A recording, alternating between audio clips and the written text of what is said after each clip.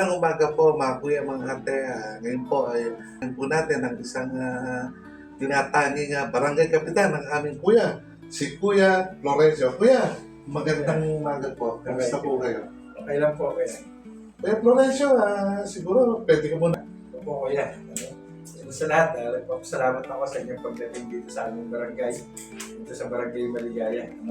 Ako po si Kuya Jun o si Kuya Florencio P. Balacqua Jr. Pinanganak ako dito sa bayan ng Tumawini, sa lalawigan ng Isabela. At ako'y 49 years old. At ako'y may pamilyang tao at meron akong 4 na anak. At ako po'y ninilbihan ngayon bilang isang punong barangay dito sa aming barangay. Bilang second term ng aking panunungkulan bilang kapitan. Kuya, bago tayo mapunta sa, sa political career, atras mo tayo ng konti. Sino po ba ang ating mga mahal na magulang? At Okay. po kayo magkakapatid? At kuya, dun po sa aming background, sa aming pamilya, ako po'y meron akong siyam na kapatid. So, 10 po kami. Ang aming magulang, ang aking tatay ay si Florencio Balacqua Sr. Na actually po ay sa makabilang buhay na. Ang aking ina po ay buhay pa, si Remedios Balacqua. Siya po ay 88 na taong gulang na. At siya ay nasa aking pangangalaga. Kamusta na po ang kalagayan ng ating mother? Okay naman po, although sa edad po niya ay nakakatayo pa at nakakapaglakad po. Pero yun nga lang po, hindi na masyadong lumalabas dahil sa kanyang edad din po. Tsaka delikado na rin. Yes, delikado po yan. So, pinamabuti namin na tundan. Although, lumalabas po pero nagpupunta na lang po ng charge. Dumadalo sa mga okasyon. Kuya, pwede mo ba sabihin kung sino ang mga kapatid mo? Kapatid, okay. So, ang panganay namin si Ate Selly, yung babae. Sinundan po ni Ate Nadi. At yung pangatlo naman ay si Kuya Danny, isang mga negosyante at mga boss. At yung pang-apat po ay si Kuya Mar at si Kuya Oswell, yung isang kagawad din na kasama ko siya sa ngayon.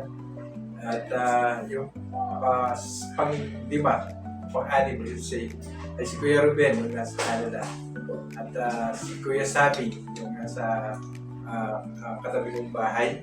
Si Ate Becky at Ate Dina. Ako yung bunso po nila. Si Kuya Jun. At medyo may edad na rin pa yung mga Kapatid. Actually, yung panganay namin ay nasa 65 na po siya. Pero nasa Qatar po siya ngayon. Nagbabakasyon sa kanyang anak. Ganun po ba po? Kuya, saan ka po nag-elementary, high school at college? Actually, kuya, dito lang po ako nag-elementary sa North Central School. Yung Tumawini North Central. Dahil nasa poblasyon po kami. At ako ay nag-high school dito lang po sa tabi namin. Pero sa ngayon po hindi na po, nagsara na po yung school. Yung Tumawini Academy.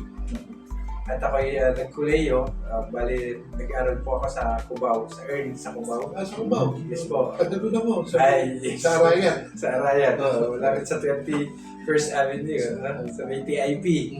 Bali po nag-aral po tayo doon at doon sa isang computer college po na 2-year technician sa computer. At pagkatapos ako nag-aral, ako ay nag-abroad. At nagtrabaho po sa Taiwan ng ilang taon. Pagkakuha ng tayo. Okay lang kuya. Yun nga na pagkakamalan. Mara kuya, tanong ko, kung matatanda mo, ano ba yung kauna-unahan mong naging hanap buhay nung maliit ka? Actually, kami kasi kuya ay nasa probinsya. Ang tatay ko ay talagang likas na masisipag. Dahil nga meron 10 kami magkakapatid. Kami po ay may konting bukirin. Meron kayong mga hayop na inaalagaan. So, bata pa lang po kami na kami sa mga sa pagbubukid bilang isang farmer. Opo. At ang aking ina naman ay nagtitinda po sa palengke na kami pupunta doon pagka Sabado-Linggo tumutulong kami magtinda sa palengke. Mm. So yun yung nakaistan naming hanap buhay. Ay tinaguyod namin hanggang sa pagtanda namin. Kasi ganun ang araw talaga ang mga anak, tinuturuan ko ano, hanap Tama buhay ng po, magulang. kailangan po. Ituturo niya sa anak. Tama po. At biblical po yun. Tama po. Bali kuya, sino man po ang nangabingwit ng iyong puso? Ano po, pangalan niya may bahay? Actually po, yung dun sa una, meron po akong my first wife, meron po akong asawa na nagkaroon kami ng isang anak. Actually po, nasa abroad na siya. So, naiwan sa akin yung anak ko. And yung pangalawa, siya yung kinakasama ko po ngayon. Nasa abroad din po, pero meron kaming 3 anak. So, si Mary Ann Grijaldo. Si Ate Mary Ann. Si Ate Ann. Si Ate Ann. Yes po. Siya. Sa ngayon po, kailan po ba pabalik ang ating ate? Actually po, sa ngayon po, yung kontrata niya ay nasa 2 taon. At siguro, by next year po, o this year, ay makauwi po siya. Hindi ko po alam kung saan po yung mga ibang ano niya. Dahil siguro sa hirap ng buhay dito. Siyempre. Gusto naman din nila na para doon sa mga Para bata. sa mga bata. Yes po. May tanong ako ito, tanong ko lang. Ano ba pakiramdam mo? Mas mahirap ba yung nag-aantay o mas mahirap yung nag-aantay ka o yung umaasa ang babalik? O ano ba mas mahirap yung nag-aantay o iniwanan? Actually, syempre sa pamilya ay gusto natin buo yung pamilya para pero dahil sa atin ay likas na sa Pilipino na kailangan itaguyod ang pamilya. Abot ng yung makakaya upang mabigyan ng magandang kinabukasan ng ating mga anak. So, nagkaroon ng sakripisyo para sa isang parte ng pamilya.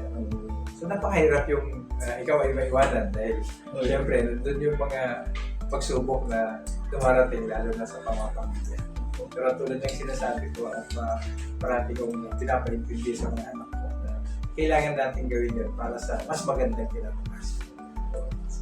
So, yan po kasi mga pamilyang Pilipino, napakahirap po talaga ng ating buhay dito sa Pilipinas. Kung tutuusin, sino ba gusto mag-abroad, di ba kuya? Kaya sa ating mga pamilyang Pilipino, siguro kung sakasakali po na ang ating mga mahal sa buhay, ating mga magulang ay nag-abroad, sinupin naman natin, di ba? tama po. Sinupin naman natin ang kanilang pinamamana kasi hindi naman mahirap, hindi naman madali yung kanilang ginagawa sa abroad dahil nagsasakripisyo po, kuya, di po ba? Tama po. Nagsasakripisyo Yung sila. sakripisyo nga na sabi nga, hindi naman para sa sarili, kundi rin naman sa ating sa ating mga anak. Tama po ba po?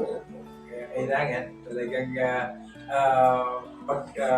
pag-iihin o pagyamanin yung sakripisyo yun pag sa kinaharap ay mas kakabuti ng pagmamahal. So kuya, sino ba po itong mga anak niya? Ano po ba ang mga pangalan niya? Ang aking panganay ay si Micaela. Nasa senior high na po siya sa ngayon dito sa Advanced Montessori. Ang aking pangalawa ay si Lois, nasa junior high naman. Tapos ang aking pang-3 ay nasa grade 4 din sa Montessori. Yes. At grade 3 yung pinakabunso. So, sa ngayon, nasa pangangalaga ko sila. Ano naman, okay naman po dahil tuwing araw ay nakakausap nila kanilang magulang through sa messenger at sa Hindi nga alam kung gandahan ngayon ng ano. Opo, at least nakikita po Hindi nila. tulad ng araw, long distance ka na. Tama po. Ang mahal na long distance mo. Oo. Isang daang peso mo, 3 minuto lang, di ba? Kahit nasa malayo si Mrs., Tama. yung kanilang nanay ay nagkakaroon sila ng constant na communication para may-guide pa rin sila. Lalo na sa spiritual na buhay. Kuya, tanong ko, sino ba nagtulak sa'yo na pumalaot sa magulong politika? At tama yun, kuya. Actually, ako'y yung bata ay isa akong hindi ako masyadong exposed sa mga ganitong topic. Pero tulad ng sabi niyo, dumating na lang yung pagkakataon na ako ay binigyan ng pagkakataon para manilbihan sa aking barangay. Una po noong 2010, ako ay nahalal na bilang isang kagawad. At bilang isang kagawad, nagsilbi ako ng 2 beses bago ako nahalal noong 2018 bilang punong barangay. Nakita ko kasi na meron akong maiambag kung magagawang mabuti para sa kagaganda ng aking kabarangay. So, sabi ko, I do my best para panilbihan kasi ang paninilbihan sa larangan po ng politika sa bilang isang malaking responsibilidad na kailangan itaguyod, aabot sa iyong kakayahan. Ito yung pagkakataon na hindi na ibibigay sa lahat, ngunit kung naibigay na sa iyo, kailangan ibigay mo yung the best para sa mga nasasakupan. Sabi nga po dahil hiningi po yung boto ng mga tao, natural po, ibalik po natin ang ating pangako na pagsisilbahan sila. Tama po ba? Tama po yan. Kasi po, ibig sabihin na nung nangangampanya ka, nakikiusap ka, na iboto ka, upang sa ganun naman na maibalik mo naman sa kanila ang kanilang inaasahan sa iyo. Sa ngayon po kuya, dahil sa marami pong inaasahan ng ating mga taga-maligaya po. Maligaya naman po ba sila sa inyong paglilingkod? Ano po ba yung mga nagagawa nyo para sa kanila at gagawin nyo pa kung sa darating pa ang panahon? Okay po. Actually po, isang malaking karangalan po ang manilbihan sa kanila bilang ama ng barangay. Sa aming po paninilbihan, lalo-lalo na, ngayon po ay isa akong punong barangay. Sa aming barangay po, tulad ng nakikita nyo, ay hindi naman po nabibihain. Actually, hindi lang po kilala ang Barangay Maligaya sa bayan ng Tumawini, kundi ganoon din po sa lalawigan ng Isabela at sa buong lambak ng Region 2. Tayo po ay napapabilang bilang isang pinaka-mahusay, pinaka-magaling na barangay. Makikita ninyo po sa aming mga award. At kami ay nagbibigay ng mga serbisyo na abot ng aming mga kaya. Dito po sa aming barangay, kami naglalaan ng pondo para sa aming mga kabataan. Nagbibigay po kami ng libreng mga school supplies mula nung ako po ay nanungkulan. Nagbibigay din po kami ng mga vitamina ng mga bata. Kami po ay nag-allocate ng funds para sa aming mga senior citizen, sa aming mga minamahal na matatanda. Nagkakaroon kami ng libreng gamot, yung kanilang bantay ultra-pressure program, at ganoon din sa aming sa lahat ng mga kababaihan. Dahil dito sa barangay, meron kami dito na connected po sa aming LGU dahil yung sinasabi nilang Bulawan ng barangay, which is the gold girls of their dun sa kanilang pamayanan. Yung BTV po bilang stand ng aming mayor na si Mayor Venus Ringan Bautista, na isa pong pinapangalagaan niya ang mga kababaihan dito po sa bayan ng Tumawini. At ganoon din po na kami po ay namimigay sa larangan ng agrikultura, larangan po ng livelihood program. Kami po ay mayroon kami mga ginagawang panghanap buhay ng aming mga kabarangay. Kami ay nagpapatraining sa paggawa ng iba't ibang produkto. Meron kami yung produkto dito ng mga banana chips, yung corny, yung dati yung ng mga corn husks, gano'n. At maman na pwedeng pagkakitaan o even yung pagre-raise ko ng mga native chicken para po magkaroon sila ng hanap buhay. Susuportahan din namin kahit lalo na yung mga ibang mga tao sa barangay tulad ng mga LGBT group, gano'n. At kung ano man yung mga nasa aming nasasakupan, lalo na yung mga negosyante dahil nasa poblasyon po kami. We're fighting for the criminality, lalo na ayaw namin ng droga dito. Ito naman po pala ng sitwasyon ng droga natin dito. Actually po, dito po masaya po kami ipabalita. Mula po noong 2019 po, kami po ay dito sa bayan ng Tumawini ay drug-clear Ah, municipality po. At zero dito, drug, parang yes po, zero drug. I mean, dito po sa barangay namin sa Maligaya, hindi lang po drug-cleared barangay, but drug-world-free barangay. So, Wow. ibig sabihin po, wala po droga na tumatakbo sa barangay. Although kung meron man ay nagkakaroon na kami ng anticipation. So dahil doon sa aming LGU, ay napakaagap at marami pong mga binibigay na mga programa upang makaiwas po yung ating mga kabarangay, mga kababayan para pumasok po sa droga. Kuya, tanong mo lang, siyempre, busy-busy ka na sa barangay. Paano mo nilalaanan ng yung oras, itong anak mo? Siyempre, wala si ate, nasa abroad. Ikaw lang tumututok sa kanila. Tapos meron ka pang agila. Alam naman natin, kasi kuya, agila siya eh. Ano agila? Ang agila talaga, commitment natin yan, di ba? Bilang Yes. mga agila, meron tayong kailangan natin na tumulong sa ibang tao, di po ba? Paano mo po binabalanse? Sabihin na, yung oras mo, paano mo inahati-hati? Okay po. Actually po, isa pong isang malaking hamon. Pero tulad po ng sinasabi natin, lahat po ng bagay, pwede po natin pag-igihin o hati-hatiin ng oras natin. Pero syempre, tulad ng isang ama o isang Pilipinong pamilya, always we priority our family. Ang pamilya natin ay siyang ating pinaka priority sa lahat ng gawain. Kung ganun pa man, meron tayong serbisyo na pinasukan sa barangay, kailangan din po natin gampanan dahil bilang responsibilidad na iyon ay nanungkulan at iyan ay sinumpaang tungkulin. At ganoon din sa pagiging kuya. Sa agila po, kailangan po, tulad ng sabi nyo, kailangan po natin ibigay yung ating commitment sa tao na tumulong at ganoon din sa mga ibang kuya natin. So ganoon lang po, inahati-hati ko lang po yung oras at tinitignan ko ano yung prioridad na gawin. At sa awa ng Diyos naman ay nagagampanan po natin yung mga ganun sa akin. Kuya, taka, sino po ba yung mga kagawad niyo po dito? Pwede niyo pong magitan.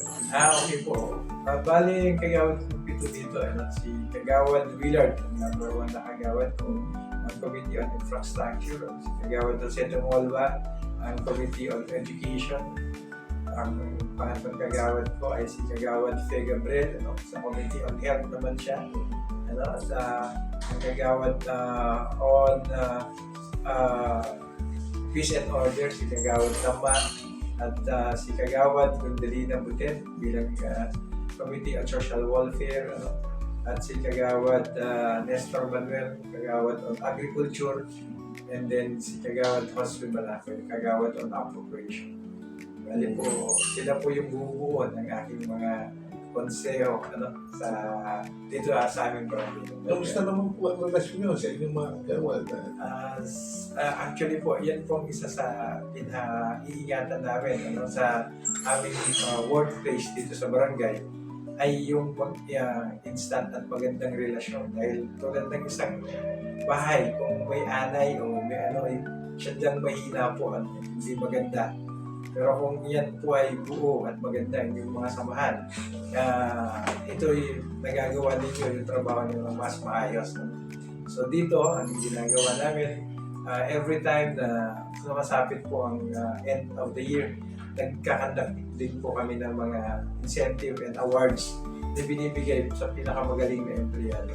At ang ginagawa namin dito, yung mga parang exercise na namin o yung kinaugalian na namin para magka-banding po kami, although hindi lang sa trabaho.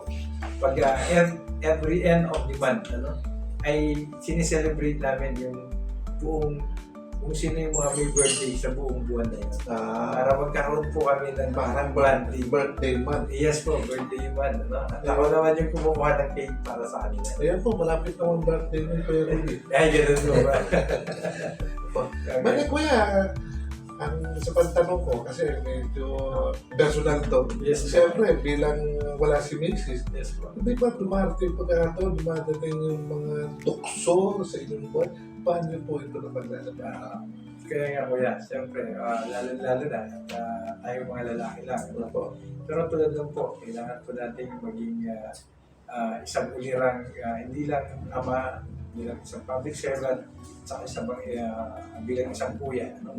Ingatan natin ang ating dignidad. So, ating umiisip na maging para makaiwas ng mga tukso. Kailangan, you know your limitations. So, constant na pagkikipag-komunikasyon sa inyong kasawa at kailangan may takot ka sa Diyos. Yun po, kuya. Yes po. Talagang kailangan na sabi, maaari kang makapagtago kay Mrs. Maaari mo itago sa constituent mo, Tama po. sa pamilya mo, pero di tayo makatago sa mata ng ating Panginoon. Tama po. Sa iyong sarili. Kasi kuya, siguro last 3 question na tayo. Yes po. Kung sakali pong, kung babalik po natin yung pagkakataon, yung unang panahon po na bataan yun, meron po kayo mga pagkukulang at pagkakamali. Ano po ito na gusto niyo itama para mapaganda sa panahon ito? Okay, kuya. Siguro yung mga pagkukulang ng mga pagkakamali. Gusto nating may ayos kung ngayon po. Isa yun na yung siguro noong mga panahon na talagang hindi pa natin masyadong merong kakayahan para gumawa po ng mga bagay na ikakatulong para sa mga natin. Siguro dahil siyempre noon ay hindi pa tayo masyadong exposed. So gusto siguro natin na dapat may bayo na yung pagtutulong natin sa kapwa. Nasimulan na po yung mga panahon na yun. Kasi nung kabataan ko hindi naman ako ganun ka-exposed natin. Pangalawa po siguro sa pamilya, no? Siguro ay mas magandang relasyon, lalo na din sa una kong relasyon, hindi nag-work po. Ano? So, syempre, hindi rin maganda para sa akin.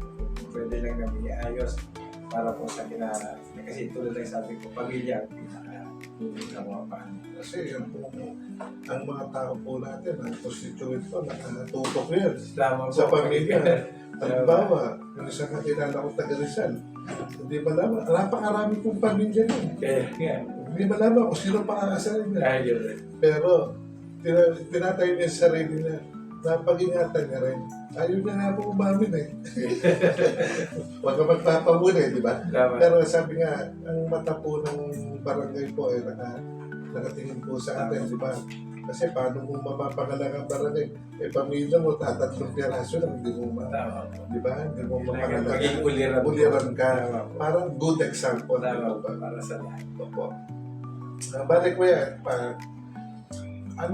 kung halimbawa, makakaharap mo si Presidente Marcos, Bongbong Marcos, at yung mga senador, ano po gusto niyo sabihin sa kanya para sa inyong barangay po? Okay po.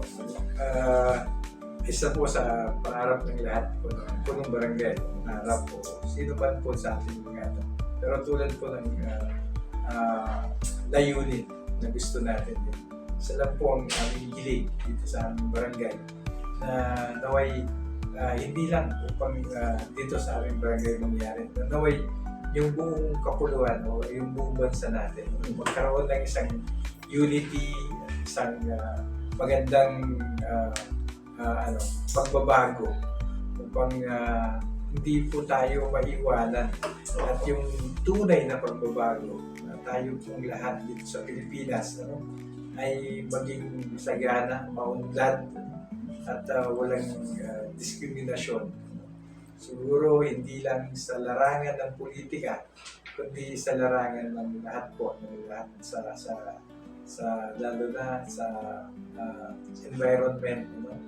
Dahil nakikita naman natin na habang tumatagal, napaka-problema po ang mga basura, mga Sana po'y matulad tayo na magkaroon tayo ng isang focus lang na tayo may iangat natin, lalo na po yung disiplina at hindi po away sa politika.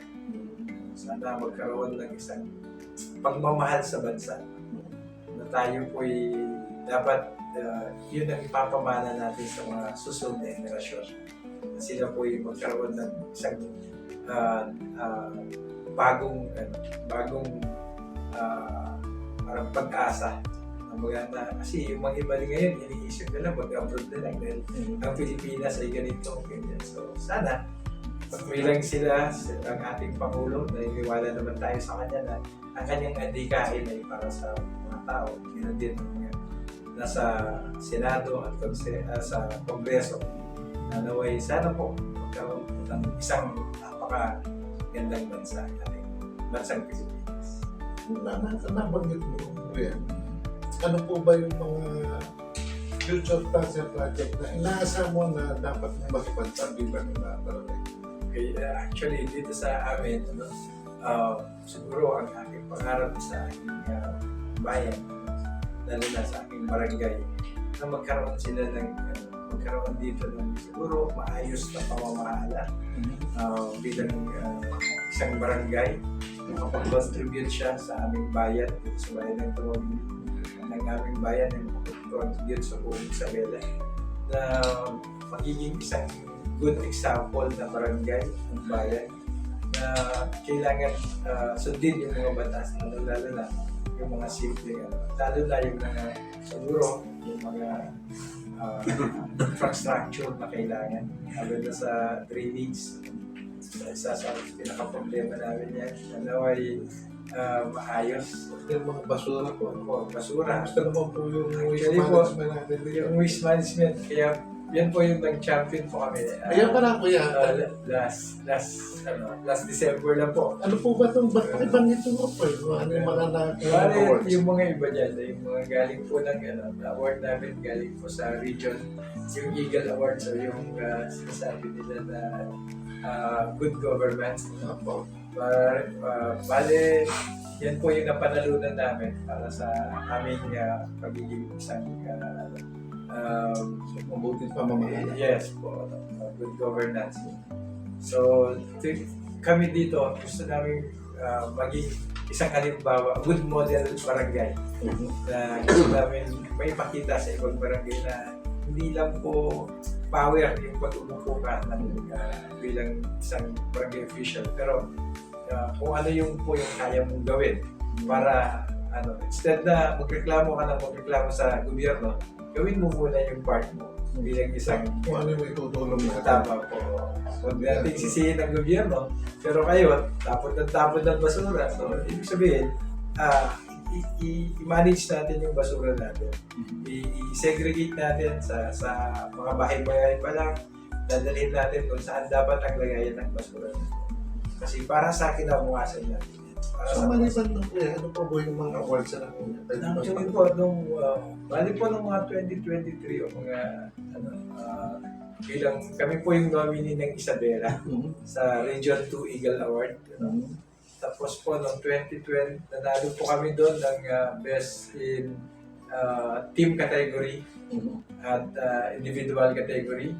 Tapos po nung last year, nanalo rin po kami in second na bilang team and individual category din sa Region 2. At nitong huli, nalo po kami ng overall champion dun sa waste segregation ng LGU po.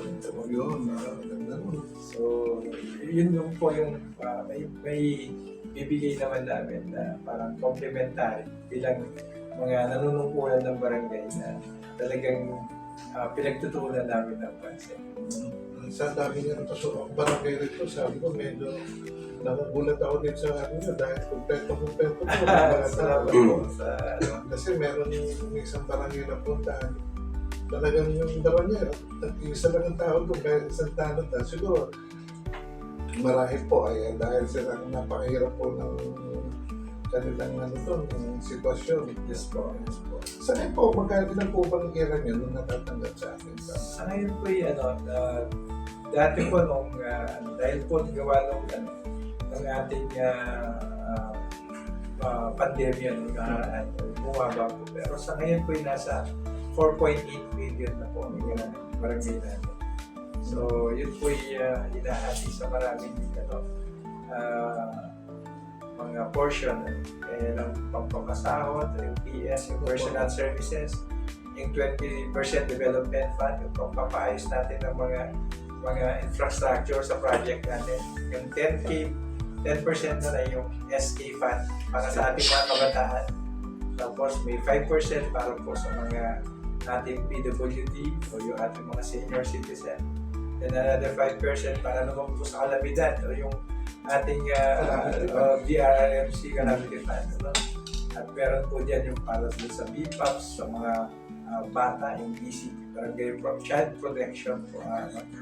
At ganoon din sa mga senior citizen at yung mga sa ilaw ng barangay. So, yan po yung nahahati. At yan po yung pinakamaganda po dyan. Kailangan po ng transparency po. May pakita sa mga... Tutusin na maliit po yun eh. Yes, Talagang so- pagkakasya na lang. Kuya, Ano, di ba? magkakasya na lang. So, kumusta naman po yung paboritong asosasyon ng aking kaibigan na si Rudy Bordeo? Ito po yung mga solo parent po. Solo parent po. Isa po sila sa mga ano natin dyan sa God po.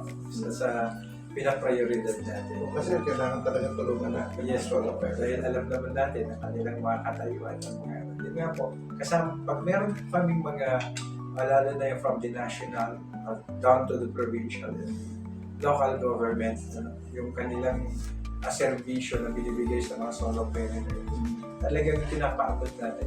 Ngayon kung hindi pa magkasya, yung barangay mismo yung bibigay ng livelihood program para at least naman meron silang kasi alam naman natin Gano'n po karaming populasyon ng ating solo parent? ang solo parent dito po yan, siguro hindi naman po karamihan. Although yung mga solo parent kasi, tulad ng pagkakasabi ko, meron kasi yan guidelines para consider just be solo parent. Kailangan po pumasa ka dun sa antas ng pagkilala ng DSWD. Pero sa pagkakalam ko po yan, wala po pong lente sa inyo solo parent po. Kasi sa madaling manage yun, depende lang. Yes po. Sa amin, sa kubo, mas marami pa yung solo parent. Kaysa yung married parent eh. Kaya nga po. Alam mo na, siyempre, lalo na mga kabataan natin, kuya. Kaya po ang pamilyang Pilipino na ay meron po kaming mahandang proyekto, itong tinatawag na HIV program po. At dadalhin po namin dito na HIV program po namin sa pamilyang Pilipino ay pinangunahan po ng aming kasama na isang foreigner na si Dr. Proto Shoda ng aming international affairs. Kamusta naman po yung mga estudyante natin dito na hindi pa dumandami yung every pregnancy natin dito sa... Yes po. Actually po yung early age pregnancy sa ating mga kabataan, parati po natin binibigyan ng pagtulong ng pansin. Pero dito po sa ating sa barangay, every year magkakantang po ang ating SK para sa kanilang awareness campaign. Magkakaroon sila ng awareness. Ano ba yung dinudulot ng early pregnancy? Ano ba ang pwedeng maging kinaharap mo pag ikaw? But anyway, pag may mga ganon, binibigyan namin, dinadala namin sila sa mga DSWD counselor para magkaroon sila ng counselor. Kaya inaano namin na makabangon sila dahil hindi naman doon magtatapos ang kanilang pangarap sa buhay, kundi kailangan lang nila na ayusin at itama yung kanilang pagkakamali. Kuya, last two question po. Kayo bilang pagpamilya nyo, successful na po na kayo. Maganda po ang buhay nyo, marami, meron ng negosyo. Ano pong bagay ang nagpapaligaya sa inyo bilang kuya? Bilang barangay kapitan? Okay. Sa pamilya po, unang-una siyempre, yung ating mga anak, yung ating mga mahal sa buhay, ating magulang, mga kapatid. Sa politika naman po, bilang isang barangay captain, yung makita ko pong may pagbabago para sa aking mga nasasaukan. At the same time, meron silang tinatakbuhan ng barangay kung talagang nag-work. At bilang isang kuya naman sa akin ay yung makatulong at makasama ko yung mga kuya ko sa larangan ng aming adhikain na magkaroon ng isang tibay na samahan at makatulong sa mga larangan. Kung isa sa mga nagpapaligaya sa atin. Pag nakikita na nagagawa natin yun, masaya po tayo. Kahit hindi po pera lang, hindi lang sa material, pero sa ating paglilingkod, masaya po tayo. Kaya last message mo po para sa ating buting mayor, kay Governor, at lalo na sa constituent po. To your na lang po language po. Okay po. Okay. Actually, ibalik kami dito. Okay na. Okay. Just ifuga nitong gamit kaba dito ita tumawini dito barangay Maligaya. Babalo nga ngayong sa ngawin na fugak na to na to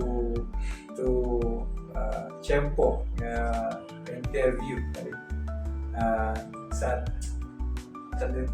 ating mayor na si Ma'am Venus Torrean Bautista, ang ating vice mayor, Sir Chris sa ating governor, Governor Rodito Albano ng Isabela, Vice Governor Boji D, Congressman Tony Pen Albano,